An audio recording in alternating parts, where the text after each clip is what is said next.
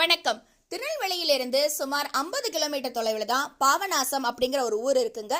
இங்க மிகவும் புண்ணிய தலமான பாபநாச சிவன் கோயில் பற்றி தான் நம்ம இன்னைக்கு பார்க்க போறோம். கையிலையில் நடந்த எம்பெருமானுக்கும் பார்வதி தேவிக்கும் நடந்த திருமணத்தை காண இயலாத அகஸ்தியருக்காக பாபநாசத்தில் இந்த தலத்தில் பாபநாச நாதராக அகத்தியருக்கு காட்சி அளிச்சாராம் எம்பெருமான்.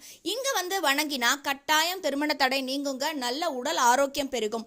பேருக்கு ஏற்றாற் போலவே நம்மளுடைய பாவங்களை அனைத்தையும் போக்கக்கூடியவர் தான் இந்த எம்பெருமான் சிவபெருமான். ரோம முனிவர் தாமிரபரணி ஆற்றில் 9 தாமரை மலர்களை மிதக்க விட்டாராம். இந்த மலர்கள் எங்கெங்கெல்லாம் செல்கிறதோ அங்கங்கெல்லாம் சிவாலயங்கள் அமைத்து என்னை வழிபடுன்னு சிவனுடைய அருளாலேயே முதல் தாமரை மலர் இந்த பாபநாச கரையில ஒதுங்கினதுனால இந்த பாபநாச கோயிலில் சிவபெருமானின் வழிபாடு சிறப்பாக நடைபெறுகிறது. இது ஒரு சூரிய தலமாகவும் வழங்கப்படுகிறது. கட்டாயம் நாம் சென்று வருவோம். எம்பெருமான் சிவபெருமானின் அருளால் நாம் அனைவரும் நன்றாக இருப்போம். ஓம் நமச்சிவாய.